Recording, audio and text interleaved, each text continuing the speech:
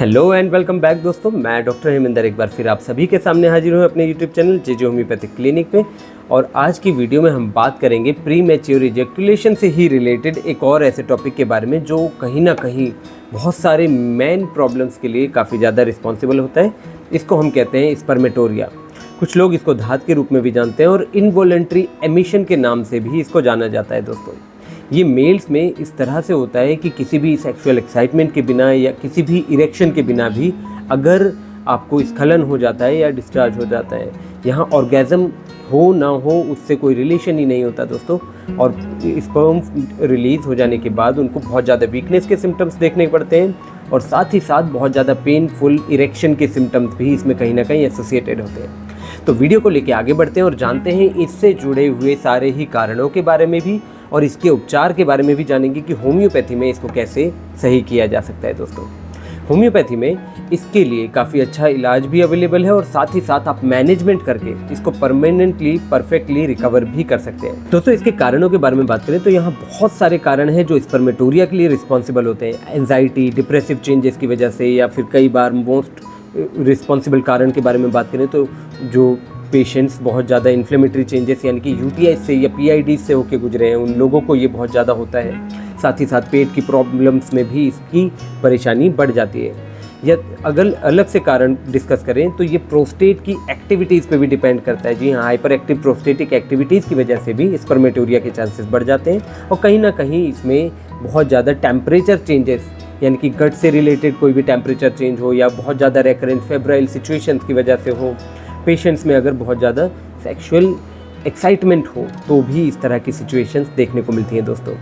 इसके अलावा भी एक कारण है जिसकी वजह से ये बहुत ज़्यादा कॉमन हो जाता है। इसको हम कहते हैं रेट्रोग्रेड स्पर्मेटोरिया। जी हाँ, या फिर रेट्रोग्रेड इजैकुलेशन के तौर पे इसको अगर हम कहें तो ये एक ऐसी कंडीशन होती है जहाँ पर यूरिनरी ट्रैक्ट का जो वॉल होता है वो पूरी तरह से क्लोज नहीं हो पाता। तो जब इरेक्शन के टाइम, एक्साइटमेंट के टाइम, ऑर्गेज़म की वजह से जब एमिशन होता है, ये emission back of the wall पीछे की तरफ से अंदर चला जाता है और ड्यूरिंग पासिंग ऑफ यूरिन ये बाहर निकल के अपने आप आता है दोस्तों। तो ऐसा लगता है कि ये कहीं ना कहीं स्पर्मेटोरिया है, लेकिन यहाँ वीकनेस वाल्व की है तो उसको रिस्टोर कर लेना भी बहुत ज़्यादा ज़रूरी होगा, क्योंकि इसकी वजह से भी कई बार इन्फेक्शन के चांसेस बढ़ जाते हैं।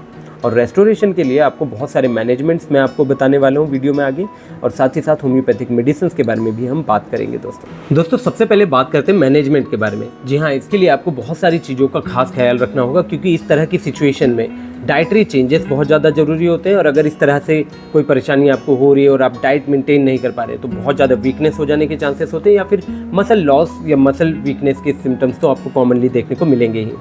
यहाँ आपको अपने प्रोटीन इंटेक का बहुत अच्छा ध्यान रखना होगा, हाइड्रेशन अच्छे से मेंटेन करना होगा। साथ ही साथ आपको फाइबर की जितनी भी चीज़ें होती हैं, fibre rich food, fibre rich diet में आपको इंडल्जेंस बहुत अच्छे से लेना होगा। और इसके अलावा विटामिन रिच डाइट यानी कि विटामिन सी, विटामिन के, विटामिन ए की डाइट आपको मेंटेन करनी होगी। Omega 3 fatty acid rich diet भी आपको ध्यान से लेनी ही होगी, क्योंकि इन सभी चीज़ों से आपके वेसल्स को रिस्टोर कर लेने में भी काफ़ी हेल्प मिलेगी। और स्पर्मेटोरिया के लिए रिस्पॉन्सिबल जितने भी फैक्टर्स हमने बात की, चाहे वो यूटीआई से लेके किसी भी तरह का इन्फ्लेमेटरी चेंजेस हो या कोई भी प्रोस्टेटिक हाइपर एक्टिविटी हो, ये सभी स्ट्रेस या डिप्रेशन के साथ से रिलेटेड सिम्टम्स ईजिली आप अपनी डाइट से भी मेंटेन कर सकते हैं दोस्तों। साथ ही साथ आपको अपने लिक्विड डाइट के अलावा फाइबर रिच डाइट को मेंटेन करके एंटीऑक्सीडेंट्स भी बढ़ाने होंगे। जी हाँ, इन एंटीऑक्सीडेंट्स से आपको जो जितना भी ऑक्सीडेटिव स्ट्रेस है वो कम करने में हेल्प मिलेगी। तो इससे भी आपकी स्पर्म की क्वालिटी इंप्रूव करने में हेल्प होगी और साथ ही साथ वेसल्स की इन्फ्लेमेशन को ख़त्म करने में भी ये आपको हेल्प करेगा। तो आगे बढ़ते हैं होम्योपैथिक मेडिसिन को लेकर, और सबसे पहली मेडिसिन जिसके बारे में हम बात कर रहे हैं दोस्तों वो है कैलेडियम सेग्विनम। जी हाँ, कैलेडियम सेग्विनम 30 पोटेंसी में अगर आप इस्तेमाल करते हैं तो आप दिन में 3 बार इसको इस्तेमाल कीजिए, 5-5 बूंद 1 चम्मच पानी में डाल के।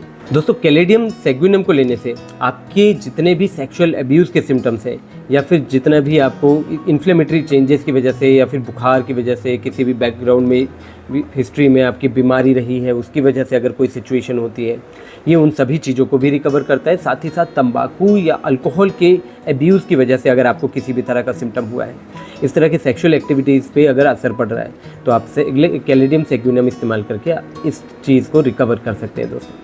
दूसरी मेडिसिन जिसके बारे में हम बात करें वो है स्टेफिसेग्रिया। जी हाँ, स्टेफिसेग्रिया में अगर आपको सेक्सुअल एक्साइटमेंट ज़्यादा होती है और इसी के साथ साथ इरेक्शन भी आपका बहुत ज़्यादा कम हो गया है, ये आपका स्पर्मेटोरिया रिकवर करने में बहुत अच्छी मेडिसिन है इस चीज़ के लिए दोस्तों। यहाँ हम मेंटल सप्रेशन या इमोशनल सप्रेशन को नहीं भूलेंगे, क्योंकि इन सभी सिम्टम्स को भी इसमें इंक्लूड करके ही चलना होगा। तीसरी मेडिसिन के बारे में बात करें दोस्तों, तो एसिड पिक्रिक भी वो मेडिसिन है जो स्पर्मेटोरिया के लिए काफ़ी ज़्यादा लाभकारी पाई गई है, चाहे वो किसी भी तरह का इन्फ्लेमेटरी चेंजेस हो या इंटरनल हीट चेंजेस की वजह से, टेम्परेचर चेंजेस की वजह से हो, प्रोस्टेटिक एक्टिविटीज़ पे असर पड़ने की वजह से भी अगर कोई सिम्टम है तो आप इस दवाई को इस्तेमाल करके अपने सिम्टम्स को रिस्टोर कर सकते हैं। साथ ही साथ अगर आपको इरेक्शन के समय पेन भी होता है और बहुत ज़्यादा इरिटेबिलिटी आपको फील होती है तो भी आपको एसिड पिक्रिक इस्तेमाल करनी चाहिए, इससे आपको बहुत ज़्यादा लाभ होगा। यहाँ हम चौथी मेडिसिन के बारे में बात करें तो नूफर लुटियम मदर टिंक्चर में आपको इस्तेमाल करना है। दिन में 3 से 4 बार आप इसको इस्तेमाल कीजिए। किसी भी तरह की वीकनेस या लुम्बैगो के सिम्टम्स, लॉस ऑफ स्टेमिना के सिम्टम्स अगर आपके स्पर्मेटोरिया के साथ जुड़े हैं तो ये सभी चीज़ों को रिकवर करने में काफ़ी ज़्यादा लाभकारी होगा। दिन में 15 से 20 बूंद आपको 3 से 4 बार लेनी है, आधा कप पानी में डाल के। इससे जितना भी आपको लाभ होना है शुरुआती दिनों में ही दिख जाएगा, लेकिन फिर भी अगर आपको इस तरह का कोई सिम्टम होता है, कोई परेशानी होती है तो आप मुझसे भी डिस्कस कर सकते हैं।